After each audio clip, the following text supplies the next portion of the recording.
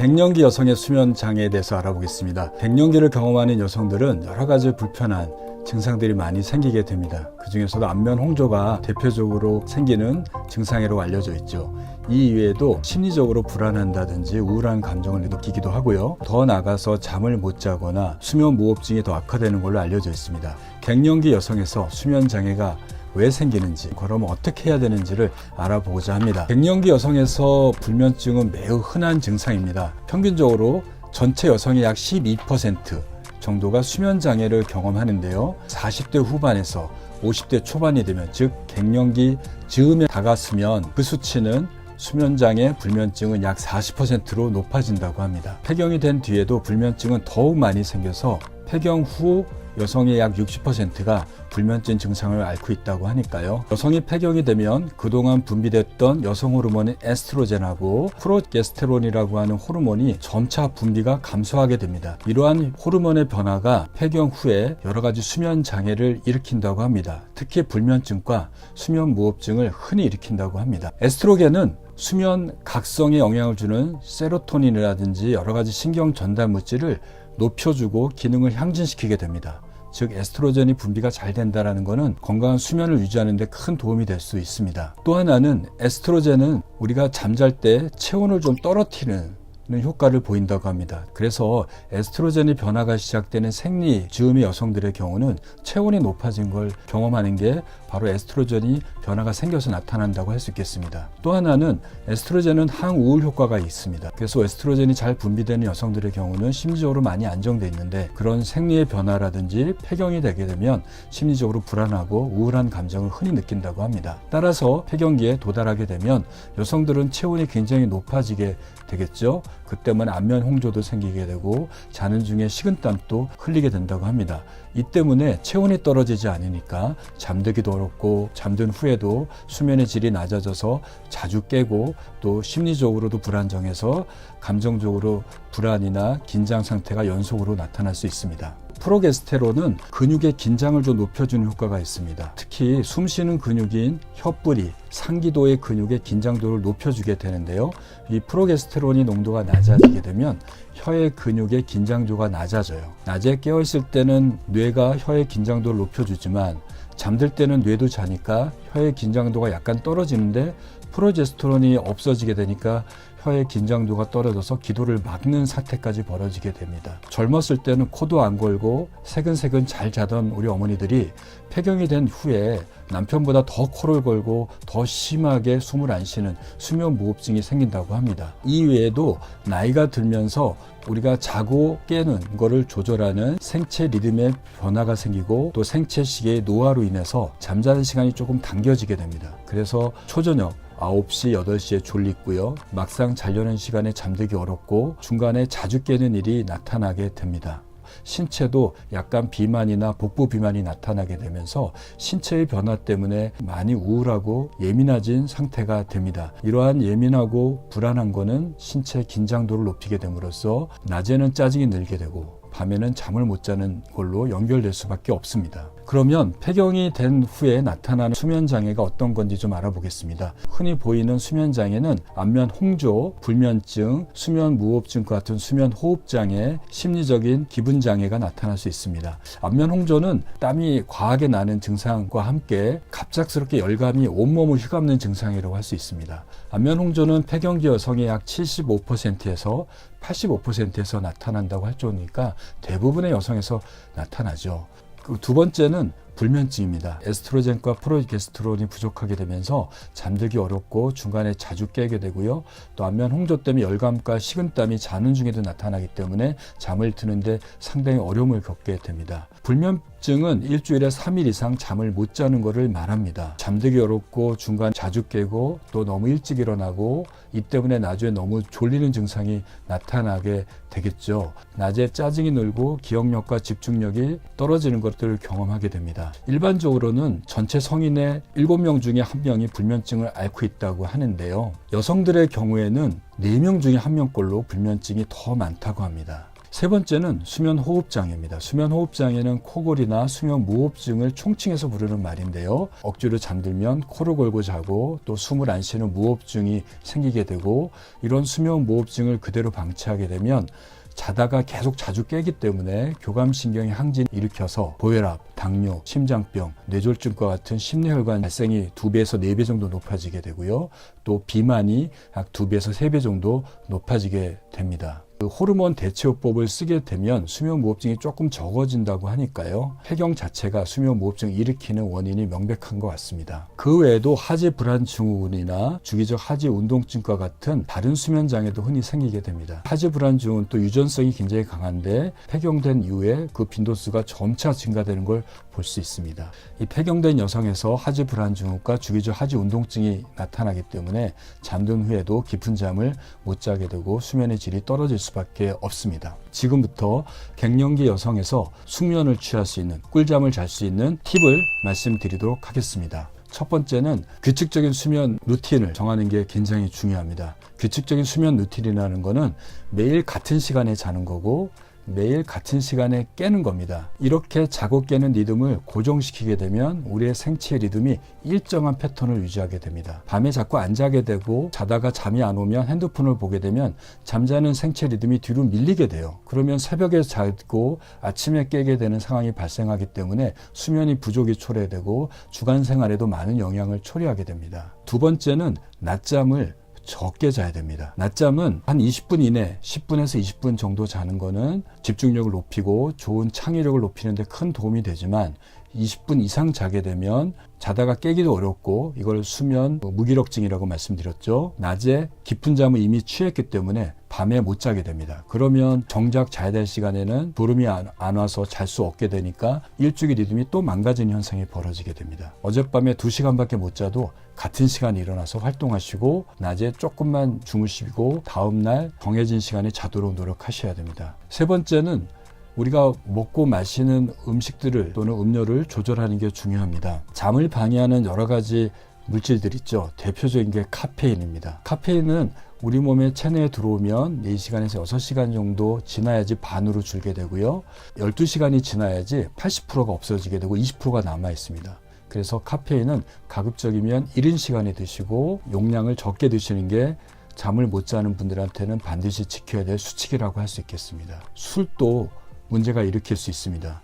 알코올은 잠드는 데는 되게 빨리 들게 만드는데 중간에 자주 깨고요. 꿈꾸는 잠을 늘리게 돼서 전체적으로 수면 시간을 줄이고 수면의 질을 떨어뜨릴 수밖에 없습니다. 알코올은 이뇨작용을 만들게 되죠. 그러니까 자다가 소변이 많이 만들어져서 소변 때문에 깨는 일이 만들어질 수 있습니다. 아무리 스트레스 받고 힘들다 하더라도 잠이 안 온다 하더라도 술에 의존하지 않도록 노력하시기 바랍니다. 네 번째는 잠들기 전에 화장실을 미리 다녀오십시오. 폐경이 되게 되면 소변을 좀 자주 보는 요실금 증상이라든지 방광 증상이 흔히 나타나게 됩니다. 그렇기 때문에 잠들기 전에 술을 마시거나 과도한 물을 마시게 되게 되면 그로 인해서 소변 때문에 중간에 깨는 일이 나타나게 되겠죠.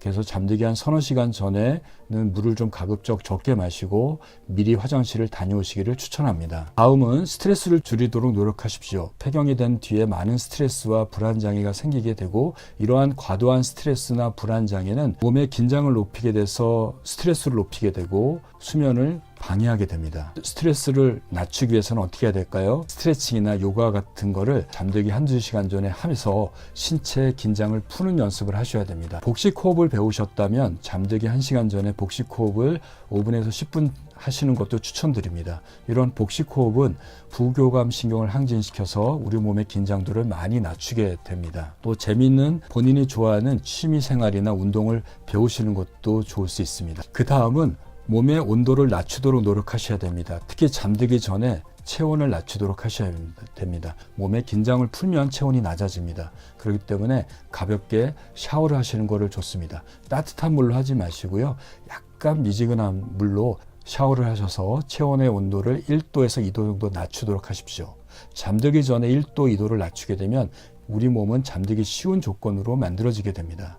또 책을 보거나 음악을 들으시면서 긴장을 좀 푸는 연습을 자꾸 하시게 되고 심호흡이나 명상하는 것도 체온을 낮추는 또 다른 방법이라고 할 수 있겠습니다. 식은땀이 흘려서 자꾸 깨는 분들의 경우에는 통기가 잘 되거나 땀의 흡수가 잘 되는 옷을, 가벼운 옷을 입고 주무시는 것들이 좋고요. 그래도 식은땀이 너무 나게 되면 축축한 옷을 입고 자게 되면 우리가 자주 깨기 때문에 옷을 갈아입을 옷을 침대 옆에 한 벌 갖다 놓고 주무시는 것도 도움이 될 수 있습니다. 물을 많이 마시면 안 되겠지만 이렇게 식은땀이 많이 나면 갈증이 생겨서 또 깨게 되니까요. 한 잔 정도의 물을 잠자리 옆에 놔둬서 너무 목마를 때 움직이지 말고 물을 한 잔 드시는 것도 좋을 것 같습니다. 그리고 음식도 갱년기를 이기는 데 도움이 될 수 있습니다. 두부, 두유, 콩이 들어있는 대두 식품들은 식물성 에스트로겐이 좀 많이 들어있다고 알려져 있습니다. 이런 에스트로겐이 많이 들어있는 식물성 음식들을 많이 섭취하게 되면 우리가 에스트로겐을 간접적으로 섭취하게 되니까 부족한 에스트로겐을 메꿀 수가 있습니다. 그래서 일부 연구에서 콩이 들어있는 식단, 음식을 많이 드시게 되는 분들이 안면 홍조의 증상이 적게 나타나게 되고 수면의 질이 좋아지는 걸로 알려져 있습니다. 마지막으로는 수면 유도 호르몬이라고 하는 멜라토닌을 복용하는 것도 도움이 될 수 있습니다.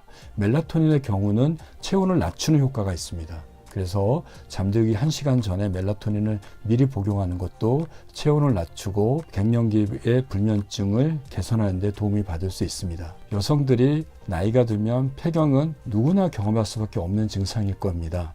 여러분들이 폐경 때문에 겪는 것을 힘들어하지 마시고 그 상황들을 잘 받아들이시고 지금 말씀드렸던 규칙들을 충실하게 지킨다면 건강한 수면도 유지해서 건강도 지키고 주간 생활도 활기차게 즐기지 않을까 싶습니다. 여성들에게서 잠자는 중에 땀을 많이 흘리는, 즉 식은땀을 흘리는 원인들을 한번 알아보겠습니다. 첫 번째는 갱년기하고 폐경기를 들 수 있습니다. 갱년기하고 폐경기에 접어들게 되면 여성들은 에스트로겐하고 프로게스테론이라고 하는 여성 호르몬의 분비가 떨어지게 되고요. 때문에 안면 홍조가 나타나고 식은땀을 수시로 흘리게 됩니다. 갱년기 여성의 약 80%에서 안면 홍조와 불시에 찾아오는 식은땀을 경험한다고 합니다. 이러한 증상을 경험하시는 분들은 답답하고 불안하고 어쩔 줄 몰라 하시고요. 또 잠을 들더라도 굉장히 자주 깨게 될 수밖에 없습니다.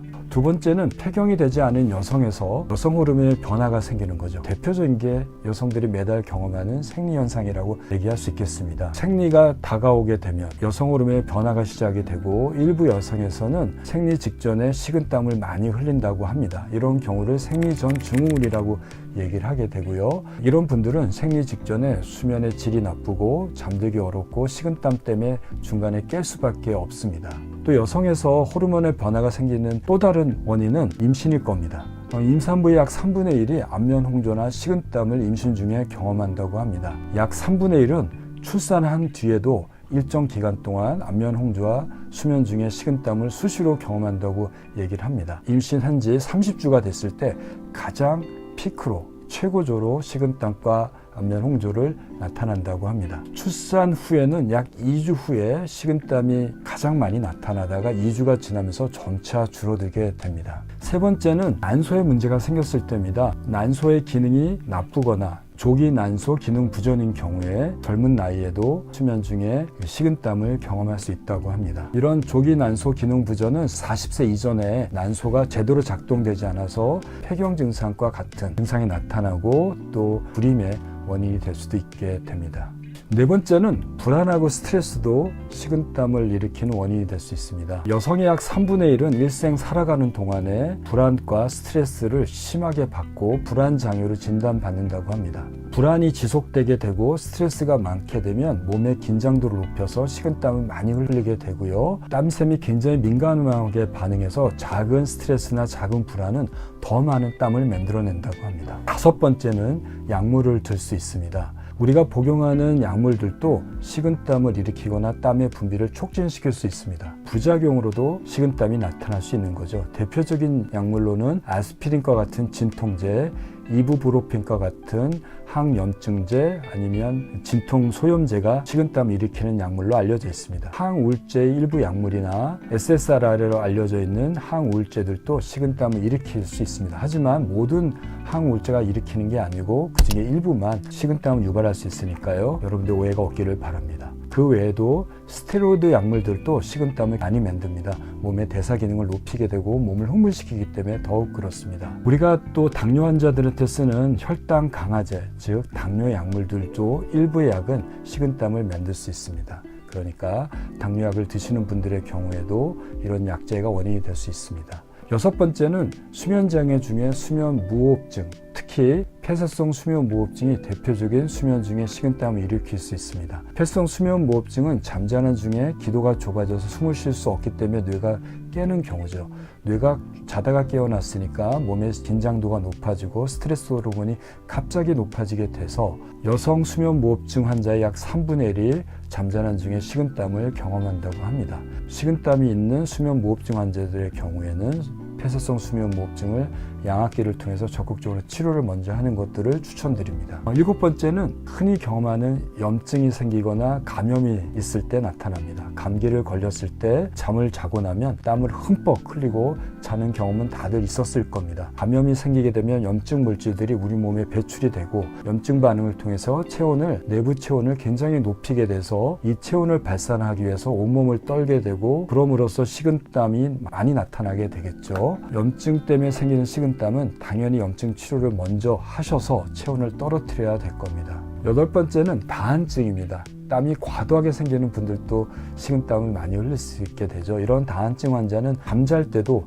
땀을 수시로 많이 흘려서 체온이 급격히 낮아지기 때문에 중간에 깨게 될 수밖에 없습니다. 그 외에 기타 원인으로는 갑상선 기능 항진증의 경우는 대사 기능이 굉장히 높아지기 때문에 식은땀을 많이 흘리게 되는데 밤뿐만 아니라 주간에도 식은땀을 많이 흘릴 수 있게 됩니다. 체중이 줄고 식은땀을 많이 흘린다면 갑상선 기능 항진증도 생각해 볼 수 있습니다. 뇌졸중이라든지 다양한 신경병증이나 자율신경 이상증 같은 경우에도 식은땀을 많이 흘릴 수 있고요. 몸에 생기는 여러 가지 암이나 또 암 때문에 치료하는 여러 가지 항암제나 방사선 치료를 받는 과정에서도 식은땀이 나타날 수 있습니다. 자는 중에 식은땀은 굉장히 불편함을 만들 수 있고요. 때로는 수면의 질을 나쁘게 할 수도 있습니다. 방치한다면 지금까지 말씀드렸던 다양한 질병을 그대로 방치하는 겁니다. 본인한테 식은땀을 일으키는 원인을 찾아보고 그러다 보면 예상치 않은 병을 발견할 수도 있는 거죠. 원인이 확인되지 않고 지속적으로 식은땀이 흘린다면 병원을 방문하셔서 정확한 검진을 받는 것이 좋을 것 같습니다. 만약에 일시적으로 식은땀이 흘린다면 지켜보셔도 됩니다. 지금부터는 스스로 식은땀을 줄일 수 있는 방법을 말씀드리도록 하겠습니다. 지금까지 말씀드렸던 많은 건강상태, 질병, 수면장애들이 식은땀을 유발할 수 있습니다. 따라서 1차적으로는 원인이 되는 질병을 찾아서 교정해야 됩니다. 하지만 일시적이거나 또는 치료 과정에서 나타난 식은땀은 지금부터 말씀드린 내용들을 한번 병행하신다면 보다 식은땀을 적게 흘리고 숙면을 취하지 않을까 싶습니다. 첫 번째는 통기가 잘 되는 매트리스나 침구류를 활용하는 겁니다. 통기성이 높고 습기를 잘 발산할 수 있는 천이나 이불, 베개를 이용하신다면 잠자는 중에 보다 시원하고 땀의 배출을 원활하게 함으로써 깊은 수면을 취할 수 있습니다. 만약에 땀이 너무 많이 흘린다면 갈아입을 옷을, 속옷 같은 거를 머리맡에 한 세트나 두 세트를 올려놔서 중간에 깨서 옷을 갈아입고 자는 것도 하나의 방법일 겁니다. 두 번째는 방의 온도를 낮추기 위해서 에어컨을 약간 틀어놓는 것도 도움이 될 것 같습니다. 하지만 너무 에어컨 온도를 낮게 설정하게 되면 체온이 급격히 떨어지는 데는 도움이 될 수 있지만 혈액순환의 방해나 근육의 수축을 유발해서 냉방병을 일으킬 수 있으니까 한 23도에서 26도 정도로 설정하고 잠들기 전반에 만 활용하시는 것도 도움이 될 것 같습니다. 스트레스도 식은땀을 일으키는 원인이기 때문에 스트레스를 해결하시는 것도 도움이 될 것 같습니다. 긴장을 푸는 명상을 하거나 복식 호흡을 하거나 가벼운 스트레칭과 요가 동작을 하시게 되거나 지루한 책을 읽거나 좋은 음악을 들으면서 잠을 청하시는 것도 방법일 것 같습니다. 적정 체중을 유지하는 것도 식은땀을 줄이는 방법이라고 할 수 있겠습니다. 체중이 늘게 되면 신체 대사 기능이 굉장히 항진돼서 낮이고 밤이고 식은땀을 많이 많이 흘리게 되고요. 또 비만이 되면 수면무호흡증이 잘 생기게 됩니다. 수면무호흡증 자체도 식은땀을 흘릴 수 있으니까요. 적정 체중을 유지하도록 규칙적인 식생활과 운동을 병행하시기 바랍니다. 카페인과 알코올, 또 특히 매운 음식을 피하시는 것도 식은땀을 줄이는 방법이라고 할 수 있겠습니다. 이런 카페인과 알코올, 매운 음식은 내부 온도를 높이게 만들게 됩니다. 그래서 땀을 흘리게 되는 거죠. 잠들기 전에 또는 잠들기 6시간에 12시간 전에 카페인이나 알코올 섭취를 줄이고 특히 저녁 식사에 매운 음식을 피하시는 것도 식은땀을 줄이거나 증상을 완화하는 방법이라고 말씀드릴 수 있겠습니다. 이상으로 우리가 잠자는 중에 식은땀을 과도하게 흘리는 원인과 그 해결책을 알아봤습니다. 여러분들이 원인 없이 식은땀 흘리는 것은 몸에 이상이 생겼다는 신호라고 생각해 보시기 바랍니다. 그래서 원인이 되는 걸 찾아보시고 그것들을 교정하시도록 하여 보십시오. 일시적인 식은땀은 해결해 보시도록 하시고요. 이렇게도 식은땀이 지속되고 매일매일 반복된다면 원인을 찾아보시고 그를 위해서 병원을 방문하시기 바랍니다. 첫 번째는 깊게 자고 싶은 70세 여자 환자입니다. 이분은 30년간 시장에서 장사를 했던 분이래요. 그러니까 장사를 하니 새벽 장사를 해야 되니까 밤늦게까지 일을 하고 새벽에 일어나고, 그러니까 쪽잠을 좀 많이 잡고 낮에 좀 쉴 수 있으면 쪽잠을 잡고 이런 생활을 30년, 40년 했던 분이에요. 이제 돈을 많이 벌어서 자식들은 다 물려주고 은퇴를 하셨어요. 65세쯤에. 그리고 이제 5년이 됐는데 난 이제 아무것도 걱정할 게 없어. 잠도 난 푹 잘 수 있어. 라고 하면서 노력을 하였으나 오히려 더 잠을 못 자고 힘들다. 그래서 여러 가지 약도 먹어봤지만 약을 먹으면 더 머리가 아프고 힘들고 치매 걸릴까 봐 약을 못 먹겠고 그래서 나는 어떻게 하면 좋겠는가 라고 오신 분이 있었습니다. 제일 먼저 하는 건 저 같은 경우는 스마트워치와 같은 액티그래피라고 하는 시계를 채워서 최소한 열흘 정도의 수면 패턴을 확인해요. 지난 일주일간 봤더니 초저녁 7시에 주무시는 시간 10시에도 있고 9시에도 있고 아침에 7시, 8시까지 무려 누워있는 시간이 9시간, 10시간, 11시간까지 불규칙하게 있더란 말이죠. 그래서 시계는 움직이지 않고 가만히 있으면 잠으로 치니까 그래서 어머니 이 누워있는 시간이 몽땅 자는 거예요? 라고 했더니 어림도 없죠. 절대 아니죠. 그 10시간 누워있는 중에 난 2시간도 못 자 라고 하세요. 그러면 그 10시간 동안 뭐 하세요? 뒤척 화장실 5번 이러신다는 거죠. 중간에 깨서 못 자고 그래요. 침상에 누워있는 시간이 이분이 12시간이고 실제 자는 시간이 2-3시간이라고 느끼시는 거잖아요. 그럴 경우 많은 환자가 하는 잘못된 행동이 그거예요. 나는 잠을 못 잤으니까 더 길게 누워있어야지입니다. 예, 근데 길게 누워있으면 더 잠이 얕아지고요. 더 자주 깨요. 거의 10에 9의 불면증 환자가 보통 자기가 자는 시간보다 훨씬 앞당겨서 12시 자던 분인데 8시에 자면 어떻게 합니까? 그때 누우면 어떡합니까? 8시부터 누워서 아침에 5시에 깼대요. 그럼에도 불구하고 7시, 8시까지 자는 그런 잘못된 수면 습관을 갖고 있던 거죠.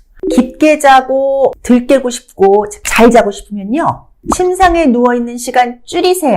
어머니가 원래 40년간 12시, 5시까지 누워있어서 뇌 세팅이 그렇게 돼 있는데 그거를 내가 인위적으로 누워있다고 잘 자는 게 아니에요. 그래서 타협을 받죠. 10시, 지금은 7시, 8시였거든요. 그래서 11시, 10시 사이에 누워서 5시에 깨셨어요? 그러면 일어나세요. 아침에 일찍 일어나는 게 더 중요하거든요. 그래서 딱 정해진 시간 11시부터 5시, 6시간으로 확 줄여서 침상에 누워있는 시간 줄입시다 라고 말씀드렸더니 처음에는 반발이 심하시죠. 난 그렇게는 못한다, 힘들다, 피곤할 것 같다, 머리가 아플 수도 있겠다. 그런데 어머니 이것만 믿으시고 2주만 해봅시다. 많이 좋아져요. 그것만으로도 이분은 좋아질 수 있습니다. 그게 수면 습관만 가지고 할 수 있는 거고요. 그래서 정리하면 불면증 의심되면 이렇게 하세요. 첫 번째, 규칙적인 생활 습관을 의사와 정하든 혼자 정하시든 늘 같은 시간 잘 수 있는 거를 정하셔야 됩니다. 근데 아까처럼 너무 길게 정하면 안 돼요. 내가 실제 자는 시간이 4시간이다 라고 하면 1시간 정도 플러스 정도로 오히려 확 줄여야 됩니다. 그래서 취침과 기상시간 결정해야 되고요. 약을 의사가 처방을 했다 합니다. 그러면 약 먹는 시간도 미리 정해서 딱 정해진 시간에 드시는 게 굉장히 중요해요. 그리고 일단 결정했으면 갈등하지 말고 드세요. 먹을까 말까. 정해진 시간 먹지도 않고 한 2-3시쯤 오늘은 큰일 났다 못 먹 자야겠다라고 그때 먹는 게 오히려 그동안의 불안이라고 그러죠. 불안이 더 올라가기 때문에 잠을 더 못 잘 수 있습니다. 그래서 갈등하지 말고 먹는다. 정했으면은. 그리고 전체 수면 시간은 평소에 75에서 80으로 제한한다. 저게 무슨 얘기냐면은 나는 8시간을 누워 있는데요. 아까 그 얘기예요. 6시간도 못 자는 것 같아요. 과감하게 줄여야 됩니다. 수면 시간에 따라서. 그리고 일단 내가 의사와 정하든 나 혼자 정하든 자고 깨는 시간을 정했다면요. 몇 시간을 자건 걱정하지 마세요. 정해진 시간에 분명히 일어나야 합니다. 아침에 일어나야 그날 밤에 또 같은 시간에 잘 수 있습니다. 그래서 몇 시간 자도 걱정하지 마시고요. 고민하지 마시고 그냥 그 갖춰진 내가 정한 수면 습관을 쭉 유지하면 어느 순간 중간에 깨는 거 줄고 잠드는 거 좀 수월하고 아침에 일어나기 편하실 거예요. 그리고 자고 깨는 게 불규칙한 사람이요. 밥 먹는 것도 아무 때나 먹어요. 안 먹거나.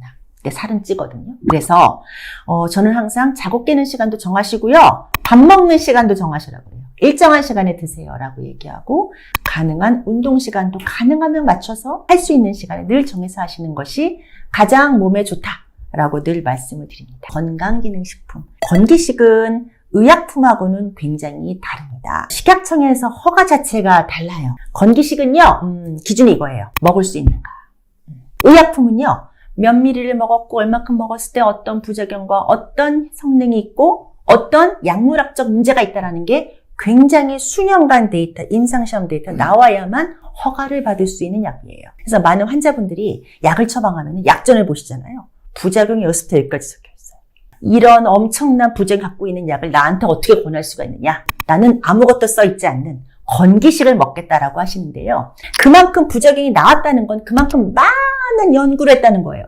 많은 연구를. 아무 부작용과 아무것도 없는 그런 제품이 오히려 더 위험할 수 있다는 것을 강조드리고 싶습니다. 그래서 제가 늘 강조하는 건 기본적으로 수면 환경, 수면 습관을 똑바르지 않으면 어떠한 기술이 들어와도 잘 자기는 어렵습니다. 그래서 불면증 극복의 비밀은 기본에 충실하다.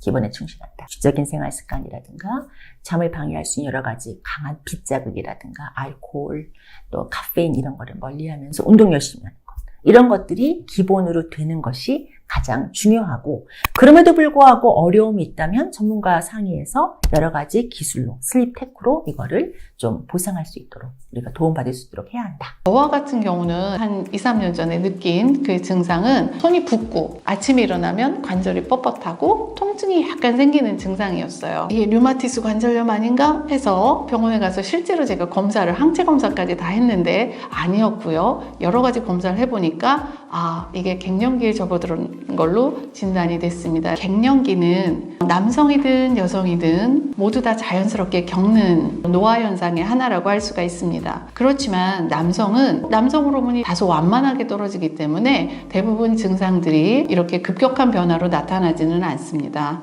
여성의 경우는 보통 평균 50세에 폐경기를 맞이하게 되는데 그 전 3, 4년, 그 다음에 폐경기 후 5년에서 10년 기간을 굉장히 급격한 여러 가지 변화를 겪게 됩니다. 그 원인은 난소 기능의 노화로 인해서 에스트로겐과 프로게스테론이 굉장히 급격하게 떨어지는데요. 에스트로겐의 급격한 저하가 바로 이런 여성의 갱년기가 다양하게 급격하게 나타나는 원인이 된다고 할 수가 있겠습니다. 에스트로겐 자체가 관절을 보호하고 부드럽게 하는 기능이 있기 때문에 관절에도 통증도 오고 붓고 뻣뻣한 이런 근골격계 증상과 함께 요통도 생길 수가 있고요. 척추의 그 유연성도 굉장히 저하되게 됩니다. 그리고 에스트로겐 저하는 또 골다공증을 유발하죠. 그래서 뼈도 굉장히 약하게 돼요. 그래서 우리가 쉽게 넘어지게 되고 넘어지면 골절로 잘 이어지는 이런 증상들이 나타납니다. 얼굴이 굉장히 달아오르고 가슴도 뛰고 땀도 많이 나고 혈압도 갑자기 올라가고 이런 심혈관계 이상의 증상도 같이 동반을 하게 됩니다. 하루가 굉장히 불편해지는 거죠. 그리고 자신도 없어지고 우울해지고 밤에 더 잠들기도 어렵고 땀이 나니까 자다가 자꾸 깨게 되고 이렇게 수면의 질이 떨어지니까 낮에 집중력도 떨어지고 기억력도 떨어져서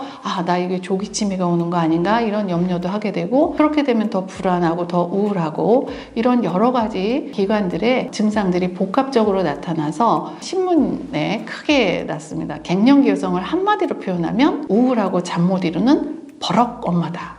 헤드라인이 나왔었거든요. 실제로 제가 경험해 보니까 버럭하는 그 엄마가 될 수밖에 없는 원인이 갱년기로 인한 호르몬의 변화로 인해서 나타나는 다양한 증상 때문인 것 같습니다. 사실 이런 갱년기가 아이의 사춘기하고 같이 맞아떨어지면 정말로 너무 괴롭고 힘듭니다. 엄마가 얼마나 갱년기를 슬기롭게 잘 극복하는지가 가정 내의 행복과 아이들의 성장에도 굉장히 중요한 것 같습니다. 제가 갱년기 때 아이가 사춘기였습니다. 프로게스테론은 우울증하고도 관계가 있고요. 이 체중 증가하고도 굉장히 관계가 있습니다. 그 지방세포의 축적이라든지 이런 대사에 관계되기 때문에 저희들이 30, 40대에 여러 가지 활동을 하면서 체중이 잘 정상적으로 유지되다가 식사 양이 는 것도 아니고 운동을 줄인 것도 아닌데 50대가 넘어가면 체중이 그냥 늡니다. 그래서 우리가 조금 더 식단도 조절하고 운동량도 늘려야 되는 그런 원인이 바로 프로게스테론의 결핍에 있습니다. 또 하나 중요한 요인이 프로게스테론은 근력, 근육의 힘을 유지하는, 긴장도를 유지하는 데 굉장히 중요한 호르몬입니다. 그래서 프로게스테론이 떨어지게 되면 목에 있는 우리 기도를 지탱해주는 근육의 근력도 떨어지고 우리가 혀를 지탱하는 혀의 뿌리, 근육의 힘도 약해져서 자려고 눕게 되면 기도가 좁아지거나 혀가 뒤로 젖혀져서 코골이나 무호흡이 굉장히 빈번하게 생기게 됩니다. 이러한 원인도 프로게스테론의 저하 또는 결핍과 관련이 있다고 하겠습니다. 갱년기 여성의 가장 불편한 증상이 무엇이냐? 60% 가까이 수면장애, 그리고 잠들기 어렵다, 잠자다가 자주 깬다, 불면증 호소가 가장 많았습니다. 왜 특히 수면장애가 갱년기 여성을 괴롭힐까요? 수면 호르몬인 멜라토닌이 저하되는 것과 또 깊이 관련이 있습니다. 10대에 멜라토닌이 굉장히 피크를 이룬다고 해요. 근데 50대가 되면 분비되는 양이 절반 정도로 준다고 되어 있습니다. 그래서 정상적으로 나이가 들면 수면 개시도 조금 어렵고 자다가 자꾸 깨는 이런 수면장애 장애가 잘 생기는데 여성 같은 경우는 특히 갱년기 여성은 에스트로겐이나 프로게스테론 같은 이런 여성 호르몬의 결핍이나 저하가 같이 맞물려서 수면 장애를 더 가중시키는 거죠. 제 환자분 하나의 예를 간략하게 소개를 시켜드리겠습니다. 53세 여성이었고요. 병원에 오게 된 경위는 두통이나 피로감이었습니다. 10년 전부터 알레르기 비염이 있어서 이비인후과를 주기적으로 방문해서 치료를 받고 계셨어요. 근데 최근에 이제 하도 머리도 아프고 피로하고 그래서 이제 이비인후과 선생님께서 이거는 단순 알레르기 비염 때문인 건 아닌 것 같다. 신경과에 가서 조금 검사를 하거나 상담을 받아보는 게 좋겠다. 그래서 저희 일산브로인 신경과로 리퍼가 됐습니다. 두통은 주로 아침에 생기고요. 하루 종일 머리가 무겁다. 잠들기도 어렵고 자다가도 자꾸 깬다. 코를 골지 않았는데 어느 때문인가 본인도 코를 곤다. 걱정이 돼서 내원한 환자였습니다. 이제 코골이도 있고 아침에 생기는 두통도 있고 수면 다원 검사를 한번 해서 수면에 어떤 이상이 있는지 한번 알아보고자 했습니다. 수면 다원 검사 결과 환자의 총 수면량은 적진 않았어요. 10시 반 정도에 잠이 들고 아침에 6시 반에 깼으면 적어도 8시간은 잔 거거든요.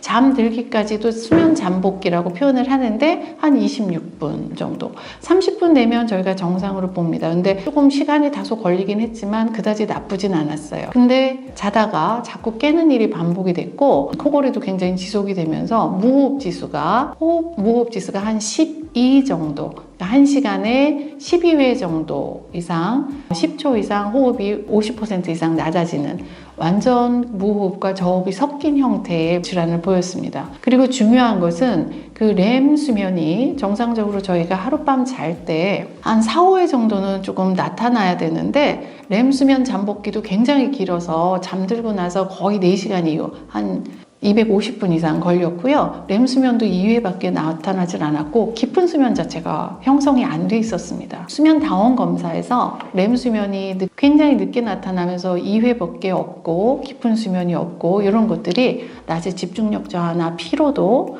기억력 저하랑 굉장히 관련이 크다고 생각을 했습니다. 위 환자분 같은 경우 저희가 수면 위생이나 아니면 양압기 치료라든지 이렇게 복합적으로 여러 가지 치료를 해서 수면의 질을 높여서 낮에 두통이나 피로감을 굉장히 호전시켰던 그런 예가 있습니다. 실제로 갱년기 여성의 그 슬기로운 수면 생활, 그리고 일반적인 불면증이나 수면 장애의 수면 위생이나 이런 수면 환경의 조성과 크게 다르지 않습니다. 비효율적이고 나쁜 습관들을 먼저 제거하는 게 제 1번이죠. 그래서 커피나 녹차, 카페인이 많은 음식, 음료를 오후에 마신다거나 잦은 회식과 음주를 해서 밤에 굉장히 과식을 하게 된다거나 나쁜 습관을 제거하는 게 먼저일 것 같고요. 그 다음에는 이제 우리가 좋은 습관을 형성해 가는 거죠. 그래서 제 생각에는 제일 중요한 게 일정한 수면 패턴, 그리고 일정한 데일리 루틴을 만드는 게 제일 중요할 것 같습니다. 그래서 잠자는 시간과 깨는 시간을 일정하게 하는 게 중요하죠. 저 같은 경우는 되게 11시 정도의 수면을 취하고 아침 6시에 깨는 생활을 하고 있거든요. 11시라고 정한 이유는 아주 자연스럽게 수면 호르몬이 멜라토닌이 10시에서 12시 사이가 제일 피크를 이루기 때문에 저 나름대로 11시 정도예요. 전후에서 수면을 취하는 게 가장 적절하다고 판단을 해서 저는 저의 루틴은 일단 수면은 11시 정도, 깨는 건 6시 정도로 정해서 아직까지는 무리 없이 잘 생활을 하고 있습니다. 이와 같이 자신에게 맞는 잠자는 시간과 깨어나는 시간을 일정하게 하는 그런 수면 패턴, 수면 루틴을 만드는 게 굉장히 중요할 것 같습니다. 그리고 그 다음으로는 수면 자극을 우리가 조절하는 건데요. 밤에 잠을 잘 못 자니까 굉장히 피곤하고 나른하잖아요. 특히 이제 직장 생활하지 않고 집에 있다면 더더욱 그런데요. 낮잠 자기가 굉장히 쉽습니다. 근데 낮잠은 가능하면 피하는 게 좋고, 낮잠을 잔다 그러면은 한 20분 이내로 짧게 자는 게 굉장히 바람직할 것 같습니다. 그래야 밤잠에 그 영향을 덜 미치기 때문에 이런 어떤 수면 자극을 조절하는 게 굉장히 중요할 것 같습니다. 또 하나 이제 중요한 것은 저희가 잠자려는 시간을 결정을 했으면 내가 정한 그 시간부터 한 1시간 전에는 잠을 잘 자기 위한 준비를 하는 겁니다. 뭐 명상을 해도 되고요. 따뜻한 물로 샤워를 하고, 그리고 너무 배가 고프다면 따뜻한 우유 한 잔도 괜찮고요. 스트레칭을 한다든지 잠에 도움이 되는 음악을 듣는다든지, 제일 중요한 것은 저희가 블루라이트가 나오는 휴대폰이라든지 TV라든지 이런 빛들을 조절하는 게 굉장히 중요하겠죠. 수면에 관계되는 생체 시계가 굉장히 빛에 민감하기 때문에 이렇게 잠자기 1시간 전에는 잠을 잘 자기 위한 준비를 하고 몸을 이완하고 긴장도를 완화시키는 게 굉장히 중요하다고 하겠습니다. 수면 환경도 굉장히 중요할 것 같아요. 낮에는 가능하면 자연광이나 환하게 이렇게 백색등이나 이런 게 좋지만 밤 10시 이후 이럴 때는 조명도 조금 황색이나 저희가 잠자기 편한 조명을 갖추는 게 좋고, 낮에는 가능하다면 자연광을 쐬면서 산책하거나 운동하는 게 좋고요. 비타민 D도 빛을 받아야 저희가 그 활성 상태로 만들어져서 골다공증 예방에도 더 좋잖아요. 그 대신 밤 8시 이후, 특히 10시 이후는 어두운 조명으로 해서 저희가 뇌로 들어가는 빛의 자극을 최소화하는 게 굉장히 중요하다고 하겠습니다. 잠을 못 잘까봐 굉장히 불안해서 그 예기 불안이 굉장히 수면에 방해가 되거든요. 그러니까 일단은 오늘 밤을 못 자면 내일이나 내일 모레 잘 수 있다, 편하게 생각하는 게 사실은 수면을 위해서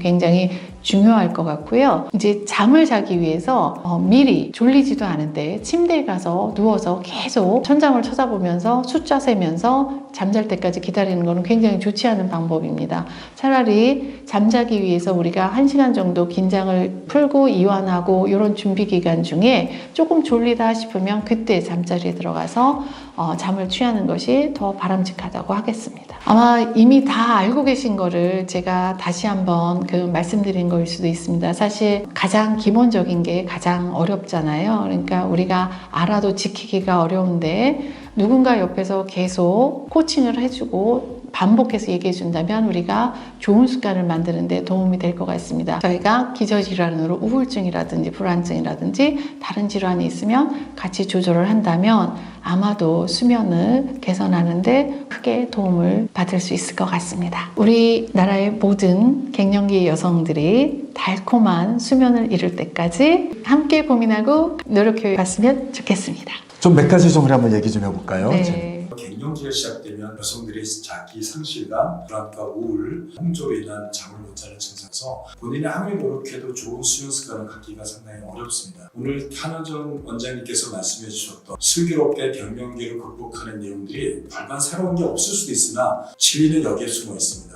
피할 수 없다면 즐기라는 말처럼 좋은 수면 습관을 갱년기 때 잘 유지하고 관리하신다면 갱년기도 잘 극복하실 거고 좋은 잠도 유지하실 거라고 생각이 듭니다. 남성들이 여성들보다 보통 무호흡증이 2배 정도 많은데 여성이 갱년기가 접어들게 되면 거의 비슷한 비율로 수면 무호흡증이 생기게 됩니다. 여성이 나이가 더 들면 남성들보다 더 심한 코골이와 심한 무호흡증을 발생하는데 그래서 갱년기 여성에서 불면증 이상으로 수면 무호흡증에 대한 관심을 가질 필요가 있는 것 같습니다.